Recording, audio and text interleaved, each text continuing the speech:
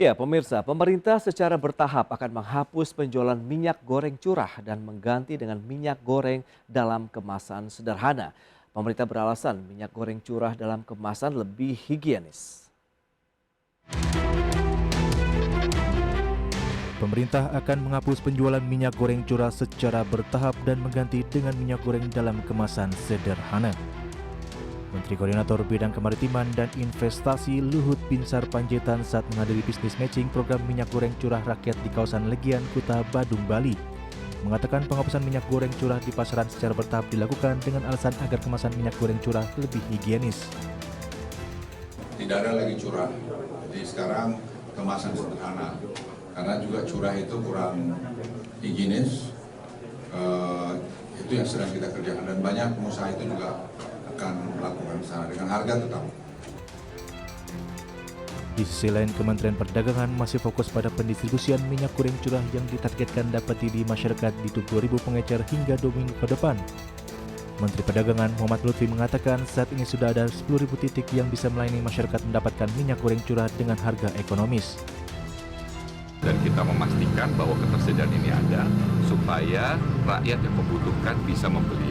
Kenapa mesti pakai KTP? Karena kita ingin menjamin bahwa rakyat yang membutuhkan bisa dapat dan ketersediaannya itu ada di 10.000 titik hari ini. Dan mudah-mudahan akan lebih banyak pada 2 minggu ke depan mencapai daripada target kita 18.000 dan 20.000 pengecer di seluruh Indonesia. Jadi ini sedang berjalan prosesnya supaya jalan. Kita juga memastikan Bapak dan Ibu bahwa semua segmentasi daripada distribusi minyak goreng curah rakyat ini melalui aplikasi digital. Jadi kita bisa tahu di mana tersendatnya, di mana permasalahannya, di mana yang kita menghadapi kendala-kendala itu kita bisa tahu secara digital dan real time. Dan ini kita pastikan.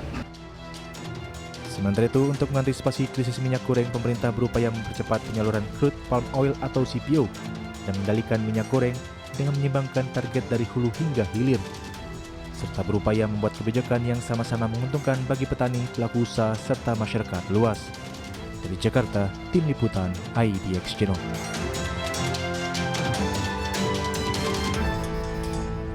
Ya, pemirsa, untuk membahas tema menarik berikutnya, siap-siap pemerintah akan hapus minyak goreng curah. Kita sudah tersambung melalui Zoom bersama dengan Bapak YK Hendra Fatika. Beliau adalah anggota Ombudsman Republik Indonesia. Ya, halo Pak YK, selamat pagi, apa kabar? Halo, selamat pagi Mas. Sehat selalu ya Mas ya. Baik, terima kasih atas waktu yang disempatkan. Ini masih menarik kalau kita bicara mengenai minyak goreng dengan beragam kebijakan yang silih berganti dan datang kembali begitu. Bahkan ini terakhir adalah akan menghapus minyak goreng curah begitu di masyarakat. Tapi sebelumnya kita akan simak dulu paparan Anda nih, bagaimana analisis Anda terkait dengan tata niaga minyak goreng di Indonesia saat ini. Oke, baik. Terima kasih. Pada intinya, kebijakan yang diambil oleh pemerintah itu belum menyelesaikan persoalan yang sesungguhnya. Persoalan sesungguhnya itu adalah mahalnya minyak goreng yang didrive oleh tingginya harga CVO. Nah, berbagai kebijakan policy yang dilakukan ataupun dikeluarkan oleh pemerintah dalam waktu 6 bulan terakhir ini masih belum memenuhi ataupun menyelesaikan permasalahan tersebut. Nah, sekarang minyak goreng kemasan sudah dilepas ke pasar dan Kementerian Perdagangan dan Kementerian Perindustrian sedang berjibaku untuk menyediakan minyak goreng curah dengan harga yang terjangkau, yaitu yang sesuai dengan HET sebesar Rp14.000. Namun demikian, berdasarkan pantauan kami, harga HET ini tidak terjadi di pasar karena kenyataannya masyarakat membeli masih di atas harga HET. Mungkin itu dulu jawaban saya sementara. Oke, tapi kalau kita lihat masalah ketersediaan harga minyak goreng sejauh ini apakah masih menjadi polemik ini di masyarakat menurut Ombudsman? Di polemik atau tidak, itu sekarang yang jelas tergantung kepada masyarakat sudah bisa memahami bahwa minyak goreng itu mahal, gitu ya. Yang penting barang itu tersedia. Nah, karena harga hari ini itu sama persis dengan harga di bulan November dan Desember di tahun 2021. Nah, akan tetapi bagi masyarakat, karena jangan lupa ada 60% masyarakat kita itu mengkonsumsi minyak goreng curah. Nah, kalau minyak goreng curahnya masih mahal seperti sekarang, tentunya masyarakat berharap bahwa harga ini masih bisa diturunkan. Namun demikian kegelisahan masyarakat sampai sekarang itu dalam tahap ya sudah mau ngapain lagi gitu. Pemerintah sudah mencoba-coba tetapi ternyata tidak berhasil juga. Nah mestinya ini menjadi pukulan keras bagi pemerintah yang harusnya tetap berupaya bagaimana menyediakan minyak goreng dengan harga yang terjangkau. Ya, beragam upaya sudah dilakukan. Anda melihat ada sumbatan di bagian mananya sebenarnya Pak Yega? Pertama, yang jelas perencanaannya sudah gagal gitu ya. Artinya mendiagnosa masalah itu sudah salah. Jadi masalahnya itu kan sebetulnya fokusnya adalah karena harga minyak goreng itu mahal karena harga CPO-nya yang mahal lah. Artinya mestinya upaya yang dilakukan ataupun treatment yang dilakukan oleh pemerintah itu adalah bagaimana fokusnya untuk mengurangi ataupun membuat harga minyak goreng atau membuat CPO itu menjadi lebih murah. Itu yang pertama. Nah yang kedua, kalau kita lihat penyebabnya ini kan lebih banyak disebabkan karena faktor internasional, bukan oleh faktor di dalam negeri. Betul.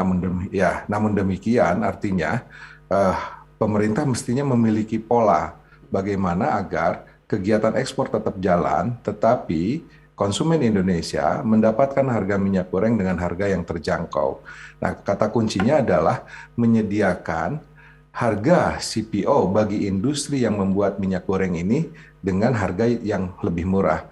Kalau semua pelaku minyak goreng ini mendapatkan harga CPO yang murah, pasti minyak gorengnya pun juga pasti murah. Nah ini gagal di sini. Jadi bottleneck-nya di sana. Itu yang pertama, bottleneck yang pertama. Bottleneck yang kedua adalah pelaku pasar itu di tingkat hilir itu sangat banyak, tidak bisa hanya ditafsirkan dengan distributor 1, distributor 2, distributor 3, agen dan retail gitu kan. Di pasar itu banyak penguasa, banyak pihak-pihak yang mempengaruhi kelancaran arus masuk sebuah barang. Nah, mestinya ini dilibatkan juga dalam pengambilan keputusan karena di situ ada faktor benefit yang menjadi mata pencaharian mereka sehari-hari.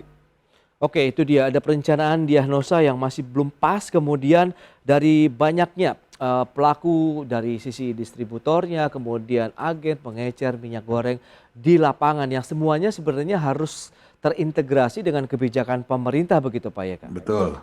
Baik, tapi kalau kita lihat kan sudah ada kebijakan di MO, di PO sendiri, apakah ini belum bisa membuat harga sesuai dengan HET tadi 14.000 per liter? Begini, DMO gini let's say lah misalnya DMO-nya jadi 30% ya. Kita jangan bicara dulu DMO yang 20% yang kemarin sudah dibatalkan. Katakanlah let's say DMO-nya 30%. Nah, problemnya adalah produksi CPO kita itu kan 60% itu diekspor. 60% itu diekspor. Artinya buat apa DMO kalau penyerapan dalam negeri pun sudah 40% gitu loh. Kan ini problem utamanya di situ gitu kan. Buat apa ada kata-kata DMO tanpa harus DMO pun 40% itu sudah diperuntukkan untuk pasar dalam negeri. Nah, tinggal di situ kan di split, ada buat biodiesel, ada buat industri minyak goreng. Dan sampai saat ini kalau misalnya 20%, memang kenyataannya juga lebih dari itu, sekitar 25-30% itu yang kejadian tahun-tahun sebelumnya tanpa DMO gitu loh. Iya.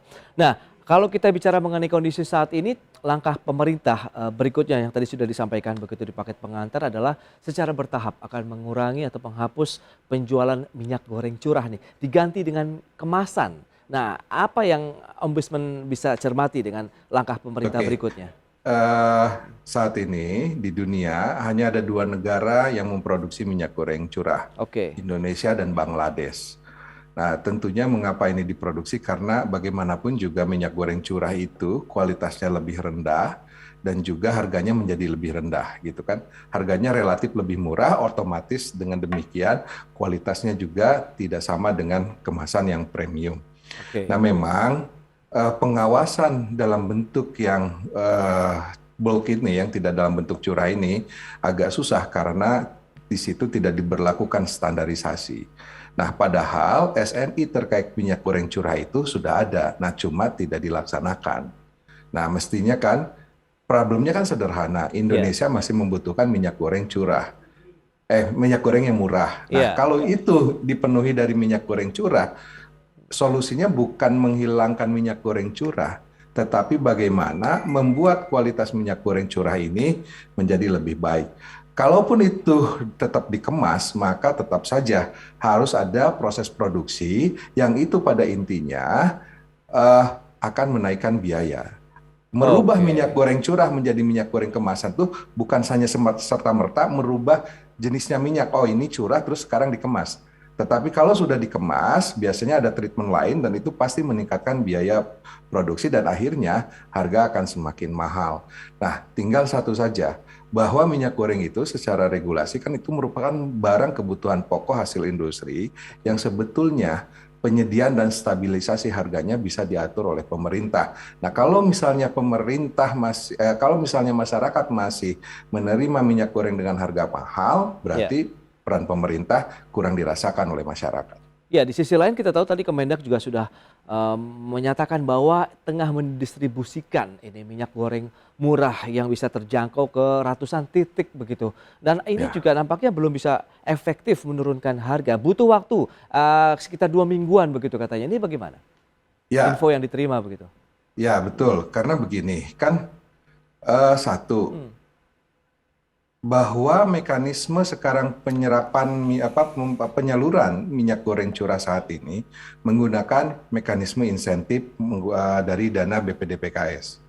Artinya kelebihan harga dari minyak goreng yang mahal itu minyak goreng curah yang mahal, kelebihannya itu ditutup oleh biaya produksinya itu ditutup oleh dana BPDPKS. Nah, tentunya ini memerlukan pelaporan yang sangat ribet. Ya, walaupun sudah digunakan dengan IT segala macam, tapi pelaksananya tetap karena itu membutuhkan verifikasi dan lain sebagainya, sehingga hal ini itu tidak mudah. Yang kedua, dalam proses verifikasinya juga, di situ harus menyebutkan distribusinya itu sampai ke titik akhirnya itu di mana. Nah, artinya setiap perusahaan minyak goreng dan rantai distribusinya itu harus mendaftarkan pelaku usaha yang terlibat di dalam distribusi ini kepada pemerintah. Nah, persoalannya sederhana, yang didaftarkan itu tentunya tidak setiap titik memenuhi titik distribusi yang selama ini itu memang sudah established dalam memasarkan minyak goreng curah. Sehingga akhirnya di tempat-tempat tertentu masih terjadi kekurangan, tetapi misalnya seperti di wilayah Jakarta bahkan kebanjiran, namun demikian harganya masih di atas HET. Tinggal persoalannya, mengapa harganya masih di atas HET? Nah, timbul pertanyaan berikutnya, apakah HET yang ditetapkan itu terlalu kemurahan? Artinya tidak bisa terbentuk sesuaikan di dengan pasar. harga produksinya begitu ya? Ya, gitu kan. Nah, kenapa seperti itu? Nah, mungkin misalnya kalau HET-nya itu ditinggikan, misalnya ditingkatkan menjadi katakanlah 15.000, 16.000, 17.000, bisa jadi ini bisa diterima oleh pasar. Nah, persoalannya deteksi terhadap pelaku pasar ini dilakukan secara tuntas atau enggak? Itu persoalannya. Jadi yang pembentukan terjadi. formulasi harga HET-nya itu yang mungkin perlu dikaji ulangkah begitu Pak Eka? Ya, saya pikir itu yang harus dikaji ulang. Karena begini, pada awalnya kalau kita lihat misalnya Permendak nomor 6, HET untuk minyak goreng curah itu kan di level Rp11.000. Minyak goreng curah. Nah, sekarang jadi 14.000 gitu kan, Rp3.000. Artinya di sini mestinya kalau dalam tahap perencanaannya matang, sebetulnya kan harga CPO itu bisa diramalkan karena harga CPO itu yang terbentuk kan future market. Jadi artinya bisa betul-betul diramalkan dengan baik, presisi dengan baik, sekaligus dengan kemampuan kita dalam melakukan subsidi bagaimana, sehingga perhitungannya itu cermat. Nah, kalau menurut saya, perhitungan HET ini tidak dilakukan secara cermat, sehingga harga 14.000 itu tidak terbentuk di pasar. Dan jangan lupa, begitu ada harga barang yang Rp14.000, harga minyak goreng curah, bagaimanapun ada distorsi harga, karena di satu sisi ada harga barang kemasan yang itu tidak diintervensi, kalaupun dikonversikan harganya Rp25.000 sampai Rp28.000 per liternya, dan ini bisa saja memicu orang akhirnya ada kesempatan untuk memanfaatkan keuntungan dari kondisi ini, akhirnya bisa saja suplai minyak goreng curah itu di tengah jalan dibelokkan gitu kan, karena bisa direproduksi menjadi minyak goreng kemasan. Oh, Akhirnya oke. kalau kita lihat banyak sekali minyak goreng kemasan yang sekarang mereknya itu muncul aneh-aneh gitu kan. Oh, Nah, tapi yang itu sudah sebelumnya itu tidak masuk ada. bagian daripada investigasi Ombudsman Ya, kah? mestinya itu Ah. dikunci dulu gitu loh. Oh, Dikunci oke. dulu, jangan dulu. Akhirnya kan boleh ini ganti minyak kemasan dilepas ke pasar, tapi dikunci dulu kemasan yang mana dulu sehingga tidak muncul kemasan-kemasan baru gitu kan. Oh, yang sudah Nah, akan ini beredar di peluangnya masyarakat gitu kan. begitu ya. Kata kuncinya adalah di mana? Di pengawasan. Gitu. Baik, solusi apa yang akan ditawarkan ataupun paling tidak saran dari Ombudsman kita bahas nanti di segmen berikutnya. Kita akan jeda dulu Oke. sebentar. Baik, Kak. Baik, terima kasih. Baik pemirsa, tetap di tempat Anda, kami masih akan segera kembali usai pariwara berikut ini.